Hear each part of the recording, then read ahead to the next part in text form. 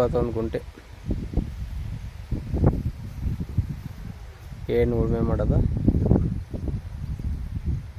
Same mobile ರೀತಿ ಇದೆ. ಪೂರ್ವ ಪಶ್ಚಿಮ ಅಗಲ ಕಮ್ಮಿ, ಉತ್ತರ ದಕ್ಷಿಣ ಉದ್ದ ಜಾಸ್ತಿ. Red soil.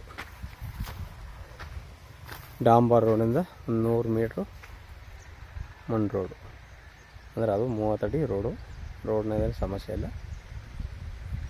ಇದು ನಂಜನಗೂಡು ಸ್ಟೇಷನ್. ನಂಜನಗೂಡಿಗೆ 12 ಕಿಲೋಮೀಟ್ರ್ ಆಗುತ್ತೆ, ಮೈಸೂರಿಗೆ 32 ಕಿಲೋಮೀಟ್ರ್ ಆಗುತ್ತೆ.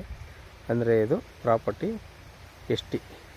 ಅವರು ನಿಮಗೆ ಯಾವ ರೆಕಾರ್ಡ್ ಬೇಕಾದ್ರೂ ಮಾಡಿಕೊಡ್ತಾರೆ, ಡಿ ಸಿಯಿಂದ ಆರ್ಡ್ರ್ ಮಾಡಿಕೊಡ್ತಾರೆ ಮಾಡಿ. ಅಂದರೆ ಇದು ಪಿತರಾಜಿತ ಸಂಸ್ಥೆ, ಯಾವುದೋ ಗೌರ್ಮೆಂಟ್ನಿಂದ ಅಲರ್ಟ್ ಆಗಿರೋದಲ್ಲ. ಇವರು 14 ಲಕ್ಷ ರೂಪಾಯಿ ಹೇಳ್ತಾರೆ, ಕೂತ್ಕೊಂಡ್ರೆ ನೈಸ್ಲಿ ನೆಗೆಸಬಲ್ ಆಗುತ್ತೆ.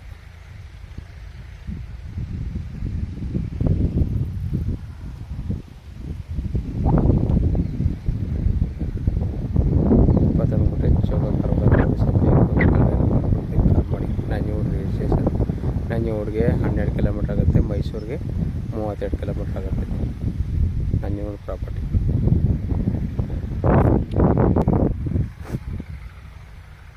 ಮೈಸೂರು ಗುಂಡ್ಲುಪೇಟೆ ಊಟಿ NH ರೋಡ್ಗೆ 8 ಕಿಲೋಮೀಟ್ರ್ ಆಗುತ್ತೆ ಲ್ಯಾಂಡಲ್ಲಿ. ಧನ್ಯವಾದಗಳು. ದಾರಿ ತೋರಿಸು ನೋಡಿ, ರೋಡೇನೋ ವಿಶಾಲವಾಗದೆ. ಇದು ಪಕ್ಕ ಜಮೀನು ತೋಟ, ಒಳ್ಳೆ ವಾಟರ್ಬಲ್ ಜಾಗ. ಈ ಬೇಲಿನ ತಿರುವು ಮಾಡಿಬಿಟ್ರೆ ಲ್ಯಾಂಡು, 4 ಲೈನು ಜಮೀನಿನೊಳಗೆ ಹೋದೆ. ಈ ರೋಡ್ಗೆ ಅಟ್ಯಾಚ್ ಆಗಿದೆ ಲ್ಯಾಂಡು. ನೋಡಿ ಸರ್, ಬೇಕು ಅಂದರೆ ಕಡೆ ನಂಬರ್ ಕೊಡ್ತೀನಿ, ಕಾಲ್ ಮಾಡಿ. ಧನ್ಯವಾದಗಳು.